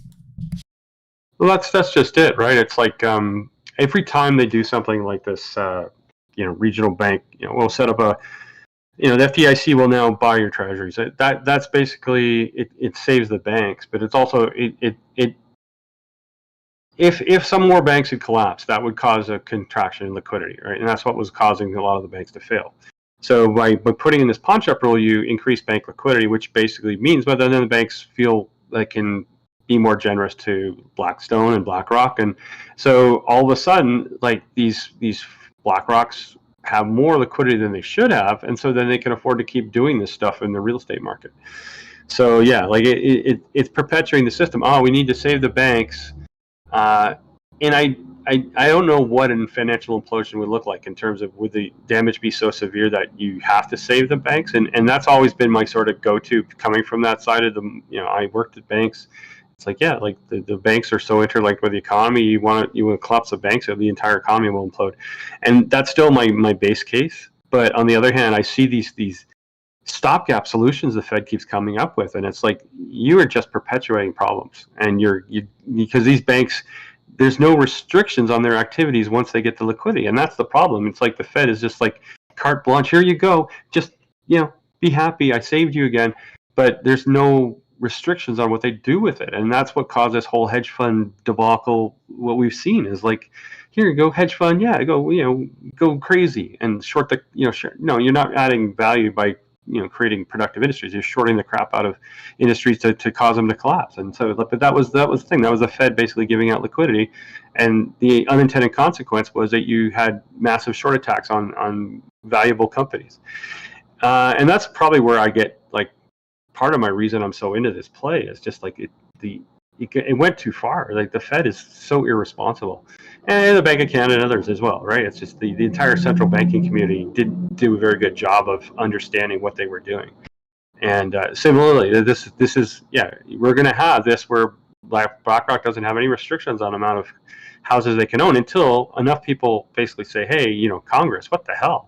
And BlackRock is not the poster boy of the government that it used to be. They've certainly been losing. My interpretation is that like there are certain politicians that are looking at BlackRock very critically now, which you didn't get 10 years ago. But is it too late? I mean, like it just So anyway, it is a consequence of the Fed helping the banks and the banks not feeling restricted as to what they can do with that liquidity. It's like I said, it's like regional banks. Oh, we're saved. Oh, we can now not do our due diligence. We'll let these commercial real estate loans not collapse. We'll keep these guys around, even though it's clearly that they're not going to be able to survive. But we'll keep them around. And ugly. Yeah, and that's the problem with dark money. They will always be working for these corporations and never be working for us. I mean, we need to just eliminate super PACs is what we need to do. Yeah, absolutely. I saw your post earlier. That was an amazing insight. I hadn't really thought about the super PACs, but it is a big problem because there's no regulation on how much can be put in there. It's and they can't track it either. Yeah, exactly. And just a corporation making the donation. Well, yeah. So Ken Griffin can donate as much as he wants, and it's like all of a sudden you have certain Republicans in the House that are like, again, I'm not a Gary Gensler fan, but it's clearly it's an opportunistic attack on him because he's trying to enforce transparency. And again, it's like too little, too late, Gary. But it's like this is what happens: is like there's entrenched interests in Congress and Senate that are basically being funded by super PACs. So I totally agree with you. Like, get the funding. Like this whole super PAC thing should have never happened. But who am I? I wasn't a huge U.S. political follower when these things got introduced. So it's been a kind of a rude shock for me to realize just how influence they can buy. Well, I mean, they made PACs originally at that $5,000 limit just so nobody had say or more say than anybody else. And now the problem is these corporations, what they do is they do a giant donation to their campaign, and then they'll take that money from that campaign and then they'll donate it to a charity that they own. And now it's a tax write-off for them. And then when they give it to the charity, they only need to spend so much on the charity, and then they get to keep the rest. Yeah. It's insane. I mean, honestly, that's one thing I come across as like all these things that we talk about. It's like some days it's like, I'm feeling like, yeah, I'm just done with it. Like, let the world burn at some point. But that's the problem. It's like, if you, like, this is why I finished my post off on Twitter today. It's like, if you continually put stuff off, deny it, or like shuffle it into an offshore swap or whatever, it doesn't go away. At some point, it all unravels. And like, again, China hides everything. They're hiding Evergrande problems. It at some point, like, they've hidden their population issues. At some point, it's you run into a point where it's an unexpected consequence. Something gets triggered and everything blows up. And the problem is that the longer you defer, and the longer things aren't clear, the longer things are hidden, it just, no one knows where the risks are anymore. And that's the problem. Is like, at some point it'll all blow up. And I'm sometimes I just look at these things like the super PACs, and I just say, yeah, like, we're all doomed. And I don't like being like that's why I talk to Nutso, because Nutso Crazy Later Trader, she's very positive and optimistic, and I need that sometimes, because these things drive me crazy, and I try not to get depressed about them, but it's really ugly. It's insane. It's like worse than what you see in videos. That's like when I was talking about the other day. I was like, you could make a TV show on just being the life of a politician. You could go into like a room and get bribed every other show, and if you don't get bribed, they blackmail you, because that's what it seems like it's like at this point. Is Yeah. I mean, people pointed out Elizabeth Warren trying to be like oh, Elon Musk is evil, and it's like, how much money does she have? Like 87 million or something. It's like, yeah, that's not Nancy Pelosi money, but that's still, you make 200 grand a year. I don't care how many years you've been in Congress. Like, what have you been doing to accumulate that 87 million? Yeah, so like, none of them are clean. And when Trump said drain the swamp, he didn't do a very good job the first time. I hope, I don't know who's going to drain the swamp the next time, but it's like, they have to go. You can, like, Unusual Wheels keeps posting like the political, like, the who's made what, and it's like, it's just disgusting. So why the hell should politicians be able to trade on inside information, but no one else can? And it was like when the Fed president's like, oh yeah, we have, like, okay, I'll give you a personal example. When I was at the Bank of Canada, we had very explicit conflict of interest rules, what we could and could not trade, because we're directly in an interest rate influencing position. I could not own banks. I could not own near financials. I couldn't do any of that stuff. Basically the only I could trade was oil and gas companies at the time, because we can't buy Nortel because we use Nortel products. It's like, okay, so I can't do anything as a personal trader at the Bank of Canada. But apparently the Fed presidents can buy and sell right before Fed decisions. It's like, they should have, they had to resign. They should have been arrested, to be honest. It's like, oh, but we didn't really have any regulations for bank presidents. Well, why the hell not? I mean, 20 years earlier, I had regulations for the trading room. I mean, it just boggles my mind. It's like the entire, like, leadership of again, it's like, they should not have the ability to trade on inside information, and yet, oh yeah, we'll just let our family do it. It's like, well, that's still the same thing, you stupid. Yeah, no, it disgusts me. Well, yeah, and it's the problem is, it's like, the way to get them out, we need to start. You need normal people to run in for politicians that actually care. But then the second they go do that, they'll either get bribed or blackmailed, or they're like, do anything to smother their image, and and it's just like, how do you compete against the billions that the Democrats instantly raise, or the Republicans instantly raise as an independent?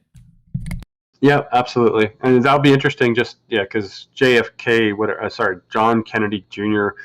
is saying he might quit the Democrats because it's so rigged, and it is rigged. The DNC will never give him the scope he needs to even be a contender. So if he's an independent, though, how much support from people sick with the current regime will he get? Will that be enough, as you said, with all the funding the Democrats and Republicans can get? So it'll be interesting to watch that. That's a good test case for that. Yeah, it's gonna. Yeah, I don't know what's gonna happen there, because, like, I mean, one of the things I still say is our best weapon is to still educate everybody, and, like, use something like this dumb money movie, because, like, when The Big Short came out, nobody knew what they were watching. They saw it, but they didn't understand it. Even though they explained it in the movie, nobody really, they just were like, "Oh, cool." And it's like, no, we need to show them that about Ken Griffin, what happened. Explain that day. Be like, this shit is rigged. And then when enough people start figuring out and demanding answers, maybe that's when you'll start getting rid of these acceptance waiver and consents and things like that. Because the fact they have acceptance waiver and consents to be able to commit crimes, have no chance at jail, never have a chance at being tried again for it because you sign that acceptance waiver and consent, and then you pay a half. Like, they'll never stop, and that's the problem.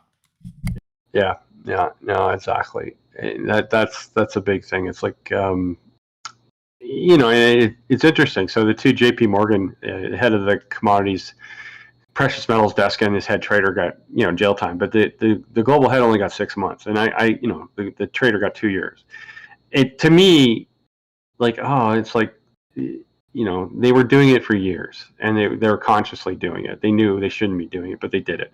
And JP Morgan coughed up over $900 million, but these guys only got 6 months, and maybe he got like less time because he was in house arrest for a year and a half. But it seems to me like at least they got jail time though, and we need more of that, right? You need more of that. Just having a fine. The traders are basically, I can do whatever I want. The company doesn't care as long as I make money. I can break rules, and you know what? By the time they figure out what happened, I'll have bonuses for 5 years, and I'll be somewhere else. So these guys that are doing this, like the guys at Goldman that spoof level 2 and AMC every day, like they say, well, look, the guys at JP Morgan were doing the silver market for 5-6 years before they got fined. So, so they look at their life as like, I'm a cowboy. I make a huge amount of money.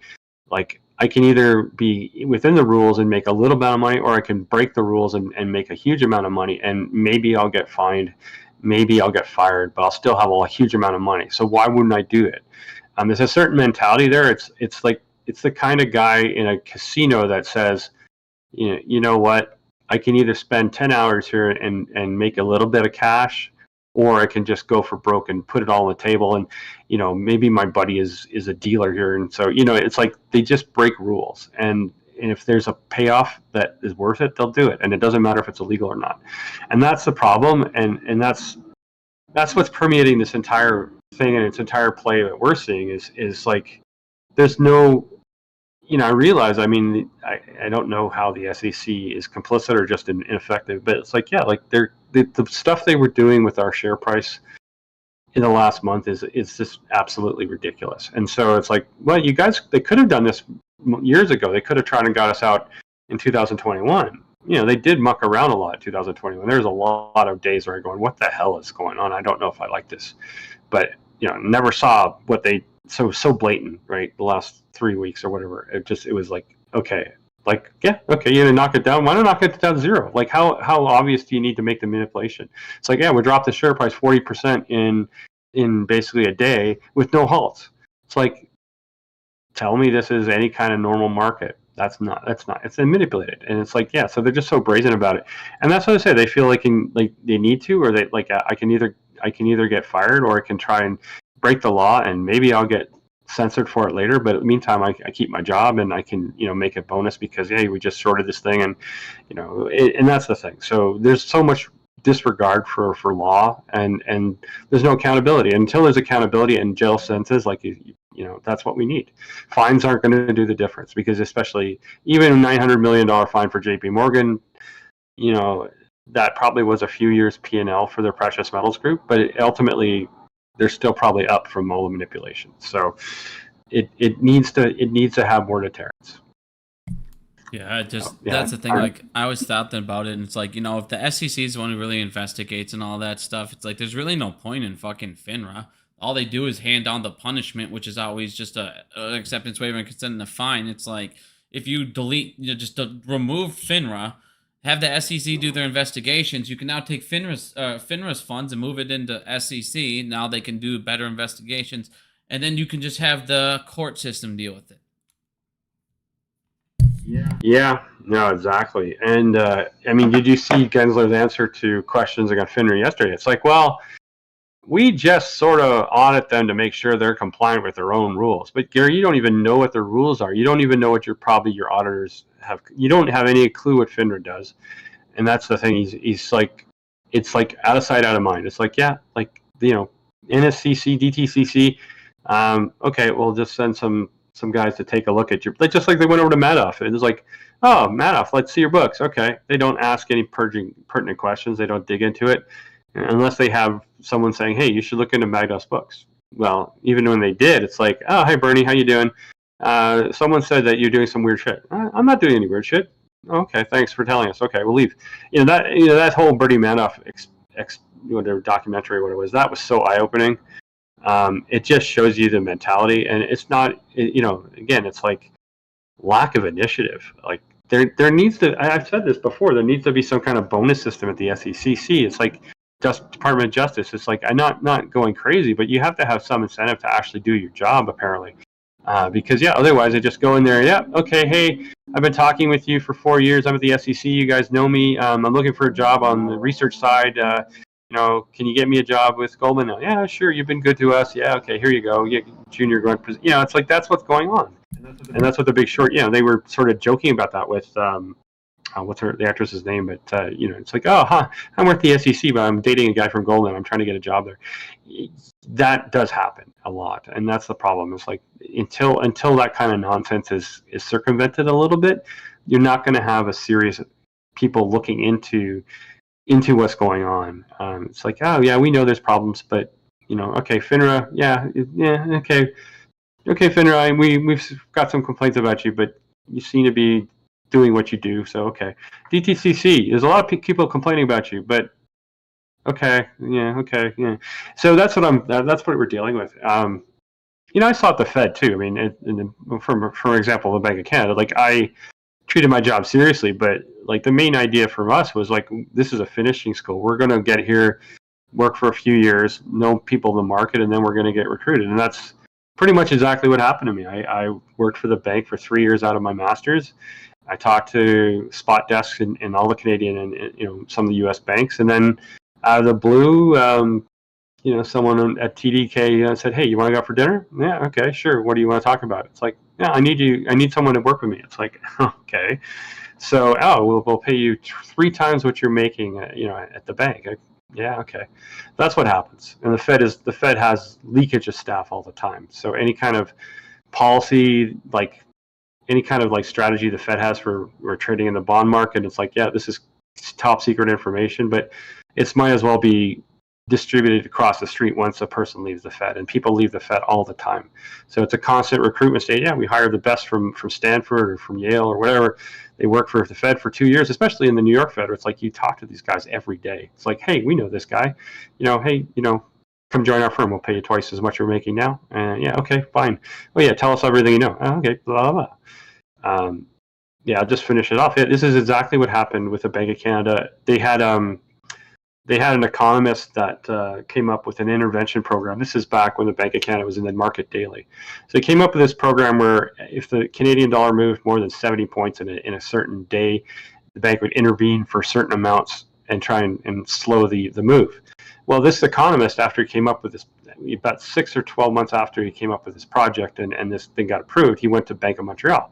So all of a sudden, Bank of Montreal knew exactly what the intervention band was. And it wasn't long before the rest of the Canadian banks too. So the whole intervention program was a joke because the banks weren't scared of it anymore. It's just, there's going to be liquidity there because the Bank of Canada is going to be at these levels.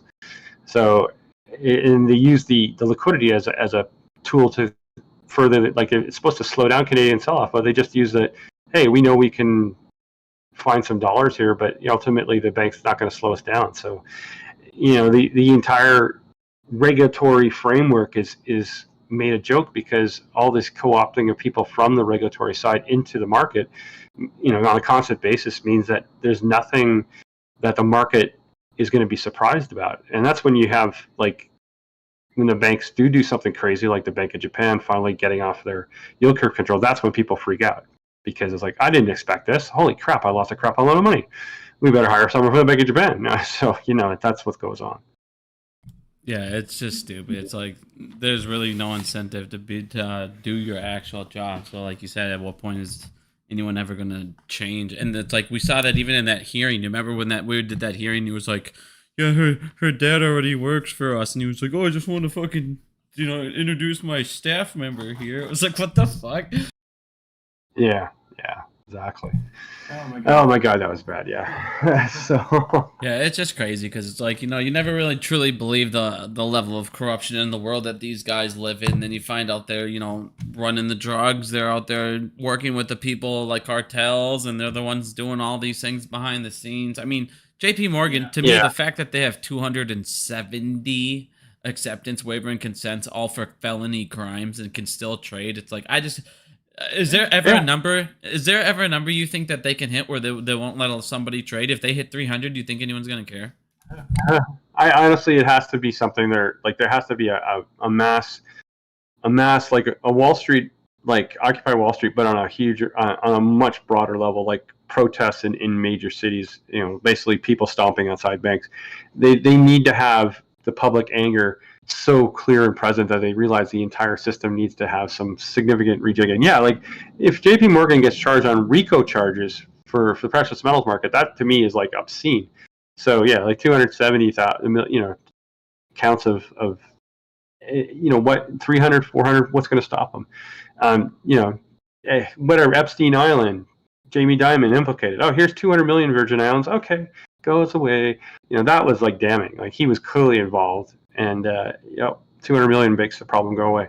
That's the thing. Yeah, like honestly, and not all banks are built the same. But like, yeah, HSBC, JP Morgan, like HSBC got like nailed big time for basically facilitating cartel smuggling. And of course, Credit Suisse, it was like, are you the most corrupt bank ever?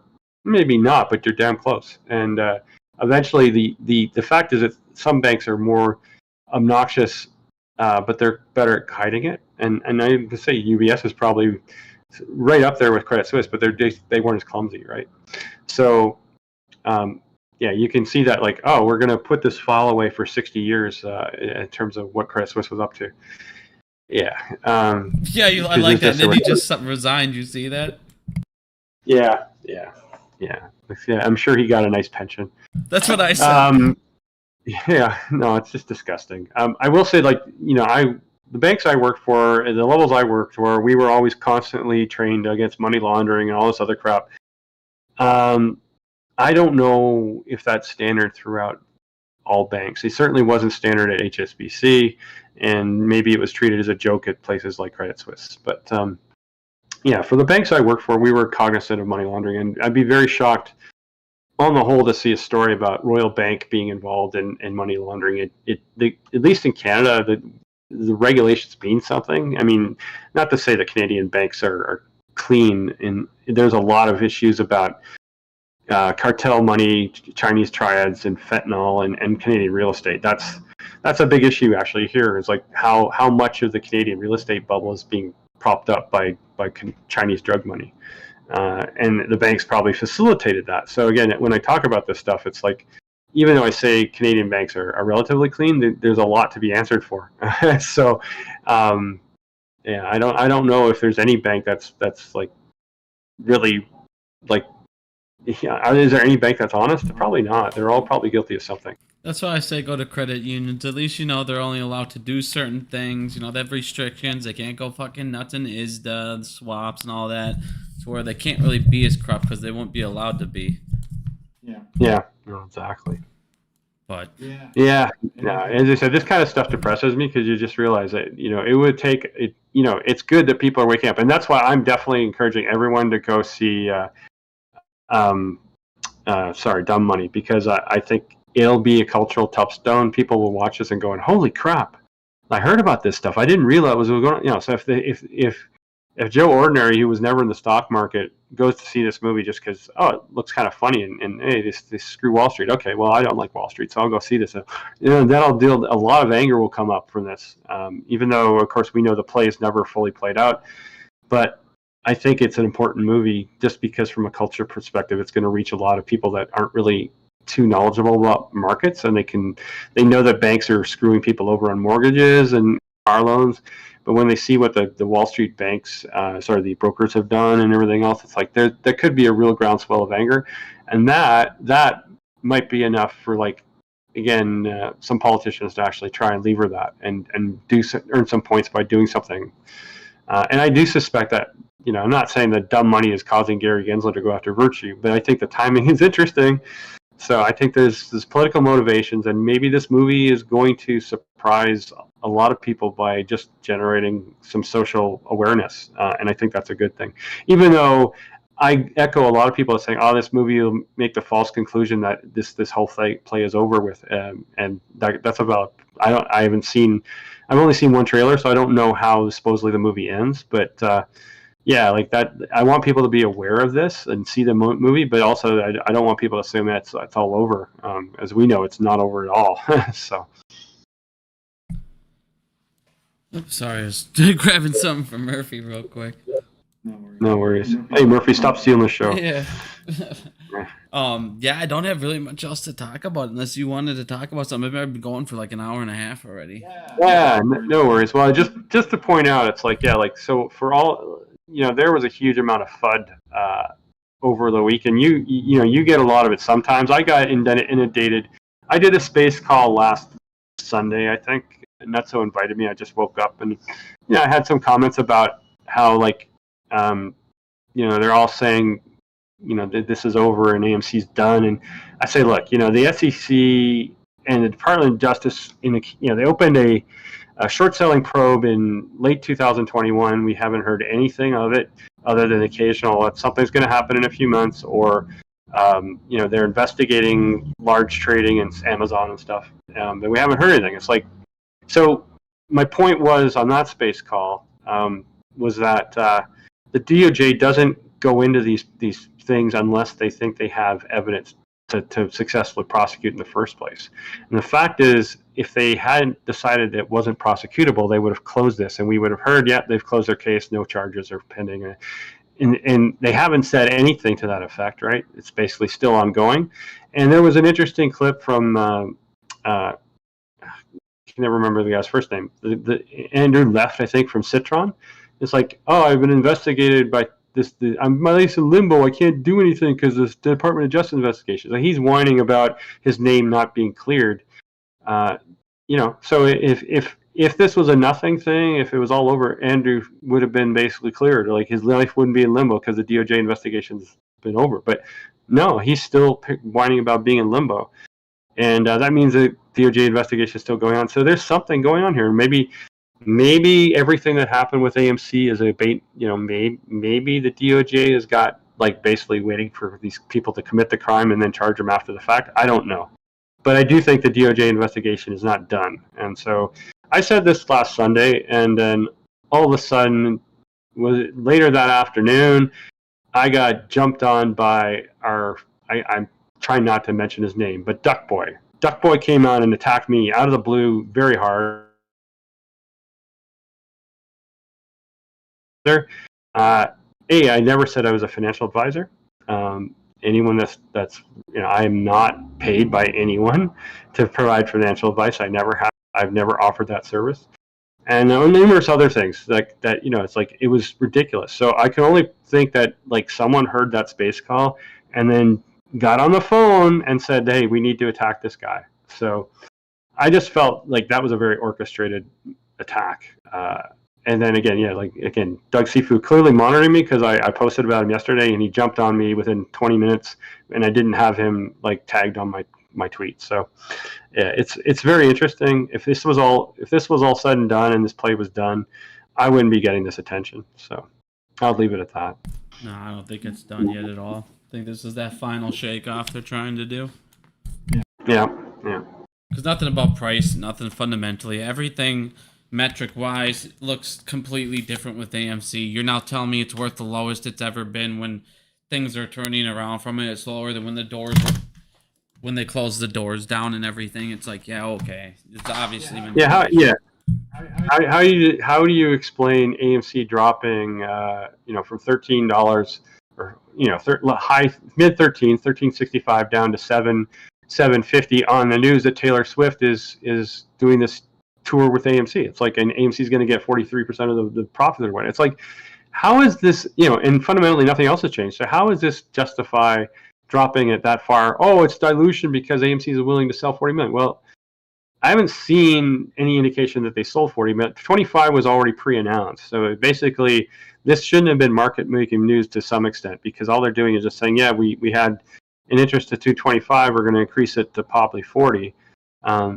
They may have sold some shares when that came out, but maybe they sold 40 million. But again, that should have been pre-known by the market. Certainly, we already had a nice collapse in AMC price in the week prior to the conversion. So it's like, oh, the dilution. Well, the dilution was already priced in. So don't tell me that was a surprise, because everyone knew about the dilution. So the whole price movement in AMC doesn't make any sense, especially from a fundamental perspective. It's like, if you believe that stocks are traded on fundamentals, then you would have to believe that AMC should have gone up based on the Taylor Swift news. And it briefly did, and then it collapsed $6, which made no sense. So I have an issue with people talk about, oh, AMC is not it doesn't make sense to have a $72 valuation. Well, it never was a fundamental story at that point. It's all technical. It's all, is a MOAS done? Well, certainly with the SEC unwilling to enforce, FINRA, and FINRA unwilling to do anything, and DTC willing to tolerate FTDs for 50 days. It's like, yeah, clearly MOAS potential is not there, because all the key things that would cause a MOAS are not being enforced. And again, that was frustrating for me. Is like, yeah, regulatory guys are just taking their hands off the wheel and say, do whatever you want, fellas. And again, that's suspicious. Like, why would they do that? Like, they have, like, are they complicit, or again, is this a sting? I don't know, but time will tell. So all I can do now is just wait, and I don't know how long I have to wait. But I've got a long time horizon here. But a lot of people don't, and that's the problem. Is people are frustrated and angry, and they're looking to take out their anger on Adam Aaron or me or you or whatever. But it's like, it's just a manipulation. It's just so blatant, and that's all I can say about it. It's like, yeah, I just have to wait it out. Yeah, I mean, I still think there's a chance. I just think they hit it all on more swaps and everything. But I mean, eventually they got to come to light. I don't think that they can get away with doing what they've been doing to a stock for 3 years and just walk away from it. There's no way to me, especially since we haven't went anywhere. Yeah, no, exactly. And so there's other things interesting going on. I mean, for example, today FDX got approval to liquidate their assets. And I don't have any clue how related that is to what we've seen in AMC today.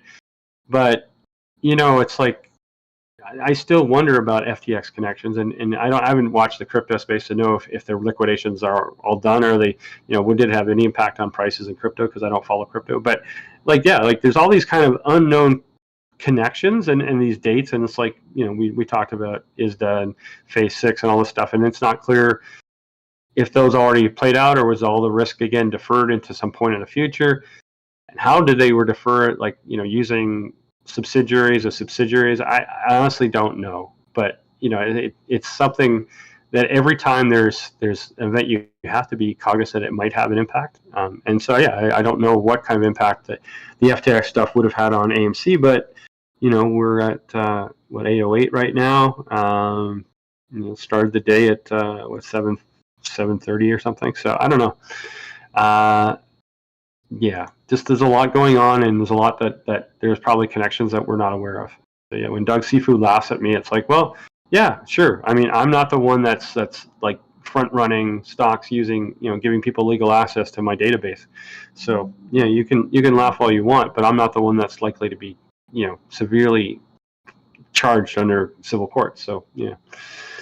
There you go. Yeah. Well, thank you for joining, Peter. I'm going to head out here. I got to get ready for work. Thank you for joining me, and I'll talk to you soon. Okay, take care, man. Bye.